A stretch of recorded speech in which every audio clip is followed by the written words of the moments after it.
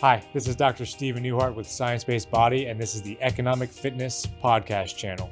On this channel, we are going to provide you with ways to keep your body and mind in top peak physical condition in an environment of sedentary work environments. It is our perspective that blood flow is equal to cash flow, and if you cut off the blood flow, you cut off the cash flow. We hope you enjoy our information. Hi everyone, thank you for logging in to Economic Fitness. I am Dr. Stephen Newhart, and we have a phenomenal guest here with us today. She is a mentor of mine and a great friend, and she's doing something with the medical industry that is just unlike what other individuals do, and I really admire that, especially because it is geared more towards, I guess we could say the word natural healing, but we can let her explain that to us. So today with us, we have Judy Gaman, who is the CEO of Executive Medicine in Southlake.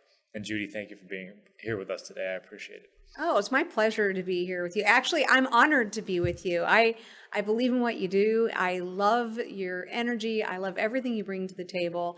And I think you're a staple in the industry. And it's my honor to sit at the table with you. Wow, that is that's too much for what I deserve, but thank you very much. And actually, everybody should know that we would not be sitting here right now if it was not for you, because you helped us get all this set up, which is phenomenal. I came on your podcast to talk about my vibration research, and then you said, hey, I have a good contact to set up a room for you. So here we are. So look what you actually manifested all of this, and now here you are. I was like, you're so good at this. You should be doing this more often. You know, the interesting thing, and for your listeners who haven't been on the Stay Young America podcast, they should go in and find the episode you were on, because it's just packed full of that information about the vibration plate. And we really get into a lot of interesting science behind it that I think it's a lot easier to listen to than to read. I agree with you, or maybe even watch me talk about it. But yeah, they can listen to what we found in the past with that, and it is fascinating. And as far as that goes, you've had a vibration platform and for a while, and even before I met you, and I guess it's obviously doing something really great for you. Yeah. And maybe get you day to day. But if you wouldn't mind, tell me, just really dig into executive medicine. Tell me, I've been to your place. It's wonderful. It's beautiful. And you guys set it up so perfectly. And you have, how many patients do you have? If you wouldn't mind me asking. Well, we're not the typical healthcare churn and burn, as we call it. We don't want to be an HMO treadmill. We are designed to be concierge, to be low volume, high quality. So our numbers, we keep them low. We keep them in the hundreds, not thousands per doctor, because we want to be sure that every patient has the attention of the physician and the attention of the staff, because we're really the health team. It's getting a team behind your own health goals. And when you have more people driving your goals, more people checking in on you, more people helping you understand, first of all, what the status of your health is, because you can't fix what you don't measure. No, of course. And that's why we start with those half-day physicals, which you're very familiar with. And, it's really a life changer for a lot of people. And is it, you hear a lot now about treating the symptom, not the root cause. You guys are kind of flip-flopped, I imagine. You're treating the root cause instead of the symptom. So therefore, a lifelong of pills doesn't actually have to happen. Right. You'd be shocked, Stephen, how many people come to us with a baggie full of vitamins and all kinds of things from the health store, and then all kinds of prescription bottles. And what they don't realize is sometimes they're a chemistry project. They're literally a walking chemistry project. And to get the right combination, sometimes you need supplements, especially if your diet's poor in certain areas. We do micronutrient testing to look for that. But a lot of times they're on these prescription medications that they don't need. We call it the snowball effect. You take one prescription and then pretty soon you got a side effect. Yep. So you get another prescription for the side effect of that. And, pretty soon you got a handful of these things. And not only is it hard on the pocketbook, it's also very hard on the body. Oh. Our bodies weren't intended to be processing all kinds of chemicals. Now, am I against prescription medication? No. Sometimes it's absolutely necessary. Right. Yeah, I'd rather have somebody on a high blood pressure medication than having a stroke, obviously. Yeah. But we really need to remember, and I know you're a proponent of this, that there are also a lot of natural ways to deal with things. Like arthritis is a good example. Exercise is the number one thing for arthritis. And it seems counterintuitive, right? You think, well, I can't exercise because I hurt. But if you do break out and you exercise, even if it's swimming in a pool or it's something like yoga or kind of the things that you do and your company does, working with individuals on what they can do, not letting them just push themselves or buying DVDs that are going to take them down some road that's going to cause an injury. But if you really have an exercise plan that is therapeutic, and we don't hear that a lot, that exercise is therapeutic, then you can really change your life. Will you come run my facility, please? This is exactly what I taught. And so it's interesting because in kinesiology, that's all we look at. Our studies are only, and when it comes to diseases, it's like, okay, we intervened with exercise. There was never a pill. There's nothing ever, Sometimes it's, like half of it was pill and half of it was exercise. What was the outcome? Right. Exercise always does a better job, by the way, especially even depression. Oh, yeah. So we need to talk about that too. Of course. When I talked to a doctor a couple of weeks back, and actually I was interviewing him, and I said something about, I believe that exercise can cure everything, and he says, you shouldn't say that it can cure everything, and he's obviously a good friend, so he wouldn't mind me saying this. But we have literally all these studies that show exercise for diabetes, exercise obviously for obesity, exercise for this, exercise for this, exercise for high blood pressure, and then you've got your neuropathies and you've got your arthritis, is just like you were just talking about. It makes everything better. It does. And I don't know if you're familiar with the blue zones, but the blue zones are parts around the globe where people live over 100. And longevity is really the rule, not the exception. And what they found is because these people live in like hilly areas a lot of times, they're getting a lot of natural exercise, a lot of natural movement. Yep. And because they're doing that, to your point, they're getting less disease. We're seeing that they don't have some of the other effects that we have, like, for example, here in the States, where we have really high obesity rates, we have high depression. There, if you want to go somewhere, you're probably going to walk. And you're probably going to walk uphill both ways.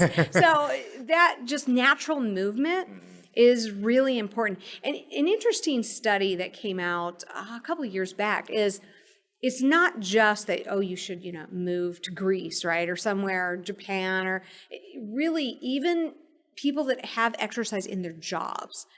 And this may shock you, but they found that like housekeeping, people that work in housekeeping, they're making beds, they're vacuuming, they're doing these things in the hotels, they actually have less disease because they're bending, they're stretching, they're moving, they're lifting.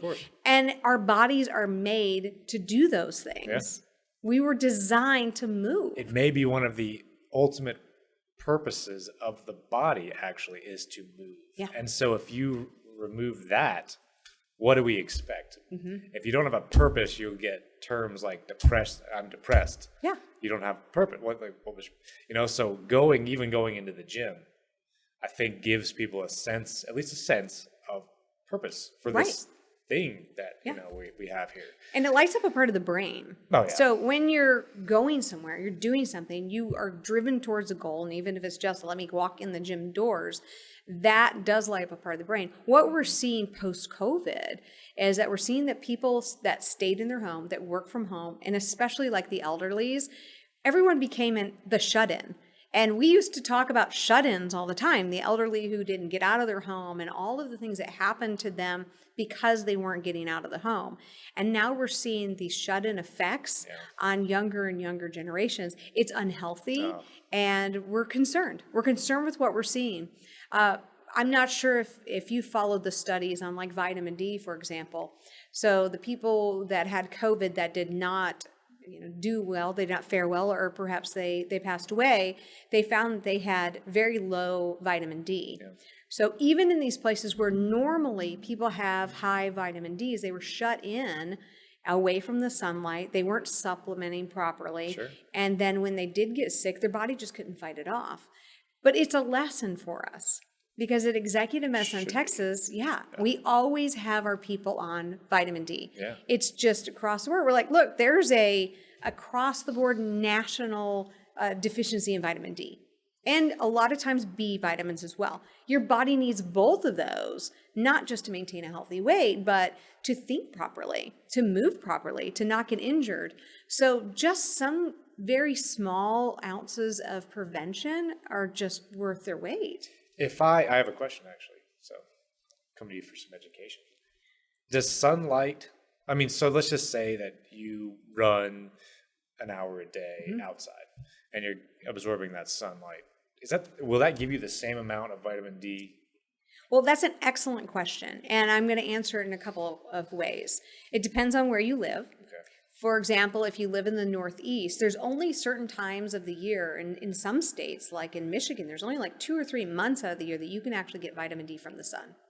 The only place that we have that has vitamin D, the kind we need, or we're able to make vitamin D from the sun for 12 months out of the year is Hawaii. Now, wouldn't we all want to live there? Yeah, sure. But we don't. And the other thing that is discounted is when we use like SPF 30, 45, 50, when we're using SPF on our skin, we're not absorbing those rays to make the vitamin D. Right, exactly. So if you went for a run, but then you before you did that, you slathered yourself up with sunscreen, you're not going to have the effect. But it's kind of a catch-22. The dermatologists will all tell you, no, you got to use the sunscreen. And then, your internist and your cardiologist will be like, no, you need the vitamin D. So it's even among the medical community, there's this big argument over sunscreen, if you can believe it. That is the thing, isn't it? It's like do or do not. And I don't know. I question cancerous growths. There's going to be overexposure. You're outside too long. I question moderate, no sunscreen, 30 minutes a day. You're outside and it's sunny and all that. If your internal environment is completely healthy, if your acidity is proper internally, will skin cancers still grow? I don't know. So I'm always questioning and we obviously don't have a year-round vitamin D producing sunlight here in Texas. And most people think we do because it's so hot here. So they think, oh, it must be like Hawaii. Yeah. But temperature really doesn't have that much to do with it. No. So like day to day, just one day at a time. If I was outside for 30 minutes, would it produce the same amount of vitamin D as if I took a pill that day? Well, there's so many factors that play into that. The short answer is, even if you're planning on going out today, take your vitamin D. Sure. It's cheap. You're not going to harm yourself. You're only going to do more, more good for yourself. It's interesting. We used to say take 1,000. Well, we started off with 500. Take 500 milligrams. Then they bumped it. Oh, let's take 1,000 a day. In our practice, we have our patients on 5,000 a day. And I don't know if you have looked up some of the latest things that are out there. I know Tony Robbins is really pushing much higher doses than that per day. And there's some really strong research. And part of it came out of this COVID thing. People started saying, oh, maybe vitamin D is a little more important than we thought. And so those numbers and what's acceptable, what you really have to pay attention to is the serum vitamin D levels. So inside the blood, what's getting absorbed? What is your body able to use? And go from there. We like to see those serum levels at 60 or greater. Anything under 60, we tend to see some side effects as far as like deficiency side effects. Maybe it's foggy brain, maybe it's increased weight or inability to grow lean muscle mass. Yeah. But once we get above 60, then we see some good, healthy things happening. Nice. And for everybody, that could be a little bit different. Like for you and I, it may be different how much vitamin D we need to get to that 60. And unless you're somewhere like at Executive Medicine of Texas, then you're not getting serial readings of your vitamin D. You may not know, because people think, well, I went to the doctor and they took 2 tubes of blood. They test me for everything. No, that is not the way it works. They're checking like your blood count in a small chemistry panel. They do not look at these things. Yeah. It's not part of a regular doctor's visit. No, it's not at all. I know that could be the testimony to that. I've been to the doctor a couple of times. And then even shifting back to the pills, there's something always about growing up. For myself, I was always thinking about how I felt. Yeah. always, internally, externally. So when I would take a pill, I think that just made me feel worse. You know, maybe I should just let this thing run its course instead of now Yeah. making myself feel worse with this pill. So it's so great that you guys are doing things so differently. It's taking us into the next step, really, where we need to Right. go. And I love partnering with you and just even knowing you because we're all on the same path. Yeah. You know, you guys are doing a lot of with the monitoring of blood, and we're over here trying to provide a great place where people can move their Right. bodies. It's how it needs to go. That's you know? right. And if we don't, Because make it's health driven. it is. Not sickness driven. No. And I think that's the real issue with healthcare, and that we're chasing after diagnosis, we're putting out fires, but what if we didn't have to have those fires to begin with? And I think that's where what you're doing and what we're doing really comes into play. Yeah. And in people that really want to have a dog in the hunt, they buy a gym membership, they buy some kind of concierge membership like what we offer, and they say, this is where I'm going to invest. I'm going to invest in my health. They're already so far ahead of the game. Oh, yeah. Because they're not looking at their health as an afterthought. And if you can think of it proactively, then you're going to thank yourself years down the line. Yeah. When you look at all your friends and they're dropping dead and you're like, I actually did something for myself, which turned out to be a good thing.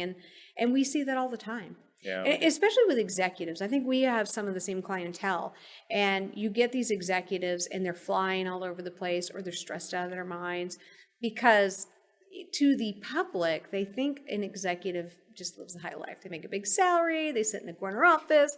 That is not at all it. Yeah, they're carrying the weight of the world on their shoulders. They know that if they make a bad decision, it doesn't just affect their career. It could unemploy all these people below them. That's a mistake they don't want to make. And they want to be, and they need to be in the best health so that the decisions that they're making for their company and for the employees that they basically are over. They're there to protect them. They're there to protect the company and to grow the company. And if they don't take care of number one, if they don't take care of themselves, then everything suffers. I was interviewing somebody just earlier today, and he said, if you're not taking care, just like you said, if you're not taking care of yourself, how do you expect to take care of all these other that depend on you? Right. That is one of my driving factors. Even when I had my children, it was, hey, look, how am I going to take care of them if I can't? So that's why every day we kind of do this stuff. So just a few tips real quick. So if you could give the people out there listening tips. You are an executive, and I've been to your place and I see you, you're moving. So what do you do to keep that level of cognitive function, physical function? What do you do? Well, I think it's good that you put the cognitive and the physical together. And some people don't think of it that way, that you have to compartmentalize a little bit of this and make sure you're taking care of your spiritual health, your physical and your emotional health. And I love the vibration plate. I mean, I'm a huge fan. I love the one that you have at our place and how we collaborate with our patients with that. I think when I don't have time to do all the things I want to be able to do, it's great to be able to go in, pop on that thing, and get some circulation going. We don't realize that when we sit, boy, it's just not good body mechanics, but we're also not circulating our body the way it needs to be circulated. And once you get over even 25, your body starts the aging process. People don't realize that. They think, oh, I'm 40, I'm great. You're pretty far along at 40. And when you get to 50, which, by the way, my 50th birthday is coming up. And so when you get to... Happy birthday. Thank you. When you get to 50, you really start thinking a little bit more about it. For myself personally, I track my steps because it's so easy to think you took more steps than you did. Yeah. And, that 10,000 steps, I have been known, I'm not kidding, this is kind of embarrassing to admit, but I've been known to pull off my little Fitbit and look at it and go, oh man, I'm 500 steps away. And just walk around my house up and down the steps because I got to get to that 10,000. Yeah. But it's almost like a mental thing. If you set that goal, because if I just say, oh, I did 9,500, well, what happens tomorrow? Oh, I did 9,000. And then what happens the next day? Oh, I did 8,000. And pretty soon, you're not really for that goal anymore. You're not thinking about that goal. So that's important. We always encourage our executives to pack their lunch if they can. Pack their lunch. Yeah. And it's a better choice already. It's a much better choice. Yeah. And if they can't pack their lunch, you don't have to order off the menu. Mm-hmm. And don't be afraid to tell the restaurant, I just like, grilled chicken, maybe some broccoli or whatever. You don't have to go, oh, well, that's all I saw on the menu. The cheeseburger was all I saw, so that's what I had to have it. And it came with the bread, and why would I waste it? So all of a sudden. I think it's about healthy choices, yeah. and we have an accountability partner. Yeah. That's always important. I like how you said pack your lunch. Yeah. I always say, because now the thing is, people say meal prep. You immediately think it's too much work. See, 2 hours versus I can make a lunch in 5 minutes. Yeah, I can pack a sack lunch. You think back to like early times, elementary school. That took me 2 seconds to make that. Yeah. And you can still make a healthy sandwich. It doesn't have to be like a hoagie with 1,000 dollops of mayonnaise or whatever, whatever. You can make a healthy sandwich. So that's a very good thing to put in there. And so I have the fitness facility, as you know, but Science-Based Body, we're coming in with EEG scans and neurofeedback, TMS if needed. So we're taking care of the mental side and then implementing the vibration platform for the physical side. Yeah, that's great. And hopefully we can deliver that whole package to businesses actually, because it's the executives and their entire flock. Yeah. That, and we could talk about productivity and this and that. What's the driving factor? I think the driving factor for a lot of guys, especially or ladies like yourself, guys like me, we do care about our people, and we want to make sure. Luckily, here it's like, oh, well, you want to exercise? Just go. Go over there. You're here. It's just it's kind of the same thing at our office, because we, have the equipment and we have a room they can go in, and if you need to take a break, or even the relaxation lounge. A funny thing about our relaxation lounge is, when we expanded, we now had our third expansion, I thought, we really need to have a place that our patients can go in dark and have some like deprivation from all the stress, no cell phones, there's some candles, and it's in a little fountain, and lights out for 15 minutes, and we're going to then do your cognitive assessment. And what we found is, across the board, those numbers are higher than they've ever been, because they took a minute. All it took was 15, right? They just sat in the dark, let themselves relax, and it kind of reboots the system a little bit. And we've actually had people say, can I just stay in here longer? I have not been this relaxed, and I can't tell you how long. Yeah. And what does that tell us? Yeah. I know. It's kind of shocking that all we did was put them in a dark room with a few candles and a fountain, and they're out like a light. The body needed to just relax. We now have this neurofeedback room, the same thing. It's dark, but the tones you're hearing are very soothing, and 0G chair, so you can just like go. Oh, nice. It's got a cushion on, whatever. So I think these things are massively needed, and I am having some executives in the area come down and test that out, and think, okay, what if your people came over here and actually use it, got away from, or even build your own room, whatever. Or build them in the facility. Go into some of these corporate places. And that's where it goes into accountability too. Because if they see somebody else doing it, it's okay. Then they start going, maybe I'll get into that. Or they see the results in somebody. We see this a lot of times with the spouses. Somebody will come in to see us, and they suddenly have a whole different outlook on their health. And then they go home, and the wife or the husband calls and says, whatever you did for them, you've got to do for me. And it's interesting that they see that difference. Yeah. And, it's not subtle. No. It's just right in front of your face. Oh, sure. And it's like, wow, what happened? And sometimes it's just, like I said in the beginning, measuring, knowing what your status is. Dr. Anderson, who's one of our founders, he has this great saying about, ostrich syndrome is a terrible thing to have, and it'll kill you. So you can't bury your head in the sand and pretend it's not going on. That's what ostriches do. They just stick their head down there, and then, But when you do that with your health, you're just hurting yourself. Of course. Judy, I can't thank you enough for today and for everything you've done to help me on my career path. You're very nice, and I always learn something probably more than just something every time I'm with you. So I love surrounding myself with people that always teach me something, every time. And hopefully I can return the favor. Oh, the feelings likewise. But thank you so much for today. And everybody, thank you for tuning into Economic Fitness. And we'll see you next time.